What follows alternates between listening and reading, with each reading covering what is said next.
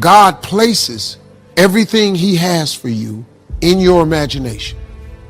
So if you've been dreaming of your own business, if you've been dreaming of a summer home, it's because that's what he got for you. He places everything he has for you in your imagination.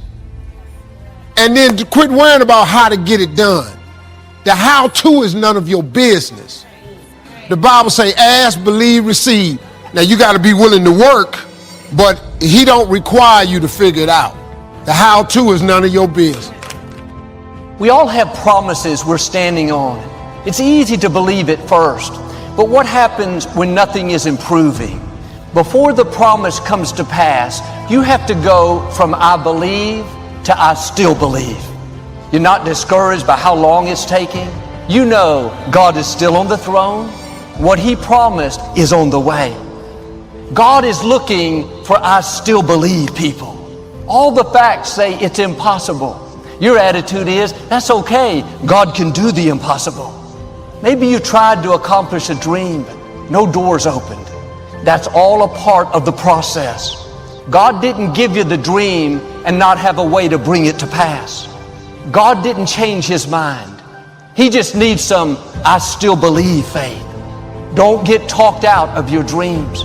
The negative chatter, the people who don't believe in you, the environment you were raised in is not going to stop your destiny. Your time is coming. It's not too late. What God put in your heart is still on the way. God has a win. He's not making this up as he goes. He's not just responding to your moves, your attitudes, and the things your friends say about you. You are not at the mercy of your detractors. You are only at the mercy of the timing of God. God has a watch and a timer is on it, and it's already set. Everything is on schedule. Don't worry about your purpose. Worry about your season. Because when you get in your season, your purpose will be clear. Now, here's what we know. That people don't do what they know in life, but what they do is they operate within the context of the vision they have of themselves. So one of the first things I ask you to do is I want you to look at your life right now and think about something that's important to you. Think about something that you'd like to have or something you'd like to create for you or your family. Now, one of the first things I want you to do is don't worry about the inner conversation that you're going to have. Don't worry about how you're going to do it. That's going to come. You will find the way. You'll become the kind of person that can attract the people, the resources, in order to make that become reality. But I want you to be mindful of your inner conversation. I remember once I was sitting in an audience and Zig Ziglar, he was giving a speech. And within myself, I said, I can do that. And I leaned over to the guy next to me. I said, how much do they pay him to do that? And he said, $5,000. I said, I know I can do that. And then on the way home, when I was driving back to Miami, Florida, my inner conversation kicked in. And it said, Les Brown, you can't do that. You don't have a college education. You don't have the money. You don't have the contacts. What makes you think that you can make more in 1 hour talking than you've made working for a whole month? How many of you have ever thought about something you wanted to do and you talked you out of it? Raise your hand, please. The wealthiest place on the planet is the graveyard. Because in the graveyard we will find inventions that we never were exposed to, hopes and aspirations that were never acted upon. Because most people allow that inner conversation to keep them from ever pursuing their goals. Why is it that most people don't ever reach their goals or live up to their true potential? One is fear, like the fear of failure. The next is the fear of success. I was working on a major project. I panicked and I walked away from it and gave it to someone else because I didn't believe that I could handle it. So that a lot of people become comfortable. They stop wanting anything. They become satisfied. I remember after giving a speech at a major corporation, a gentleman came up to me and he said, you know, that's real great motivation for you young guys, but I've done all my work. I said, oh yes, you've got a lot to give. The fact that you're still here means that your business is not through yet. The other thing that keeps us from reaching our goal is not feeling worthy.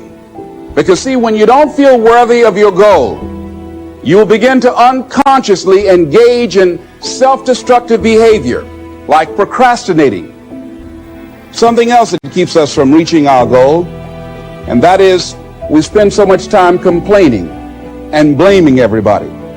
I'm reminded of a friend of mine who talked about the fact that one day he was walking by and there was a dog on the porch, and this dog was just moaning and groaning. And he asked the owner, he said, "Why is this dog moaning and groaning?" And the owner said, "Because he's laying on a nail." He said, "Well, why doesn't he get off?" He says, "It's not hurting bad enough for him to get off."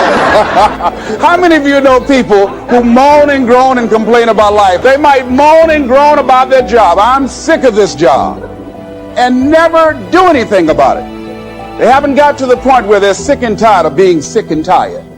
No, that can't get you where you want to go. That cannot create your reality for you. The other thing that keeps most people from realizing their true greatness and their true potential, circumstances. Are you letting your circumstances talk you out of what God put in your heart? God still wants to bring it to pass, but you have to get in agreement with Him and say, "God, I still believe it can happen. I still believe I can start my business. Joel, I tried and it didn't work out." That doesn't mean it's not going to happen. You have to have a made-up mind that you're going to believe until you see that promise come to pass. The odds are against me, but I still believe I can accomplish my dreams. I was raised in dysfunction, but I still believe I can set a new standard. Given my circumstances, ladies and gentlemen, I shouldn't be doing what I'm doing right now. No one could have convinced me, given my circumstances, given my background, that I would be doing what I'm doing right now. When I was in 5th grade, I was identified as EMR, labeled educable mentally retarded, and stayed in that category until I got out of high school. But here's what happened. I had an intervention in my life. A man who saw something in me at a time that I did not see something in myself. And he asked me to go up to the board and write something on the board. And I said, "I can't do that, sir." He said, "Why not?" I said, "Go up to the board and write what I'm about to tell you." I said, "I can't do that, sir." "Why not?" "I'm educable mentally retarded." He said, "Don't ever say that again. Someone's opinion of you does not have to become your reality. That once a person's mind is expanded with an idea, it can never be satisfied to going back to where it was." Some of you are going to go back and look at your dreams and brush them off. Whatever goal that you have in mind, I want that to be a goal that will challenge you. What is it that you looked at some point in time and you decided that you couldn't do it? Bring it back out there. How are you going to do it? That will come to you in due time. So you don't get in life what you want, ladies and gentlemen. You get in life what you are. You've got to begin to take a look at your life and look at where are you right now? What gives your life a sense of fulfillment, a sense of joy? What is it that you could love doing 7 days a week? In all the areas of your life, your professional life, your personal life, your family life. Once you begin to determine that, that takes you to the next step. And that is, now you've got to decide that you deserve that. Repeat after me, please. I deserve the best that life has to offer. Shake somebody's hand on your right and left and say, "Find your purpose." Do you know by actively pursuing your purpose, it could perhaps extend your life? The number one killer of all the diseases we have, heart disease. The truth of the matter is that the majority of people suffer their first major heart attack on Monday morning between 8 a.m. and 9 a.m. People getting ready to go to jobs that they don't like. You see, when you're not pursuing your goal, you are literally committing spiritual suicide. You've got to believe in yourself. I was doing work for a major corporation, and they were having a major downsizing. The people that were working there, they approached them and said, "Listen, we will give you a buyout package of $300,000 if you take it within this time frame." Ladies and gentlemen, only 50% of the people that were eligible took this. If I'd been there, I'd have gone to ask for your check. I would have taken that money so quick and had other people checks. See, ladies and gentlemen, life is too short trying to play it safe. Here's the thing. You can't get out of life alive. So there's no safe position. You can die in the bleachers or you can die on the field. You might as well come out on the field and have a good time, right? So you got to be bold in life.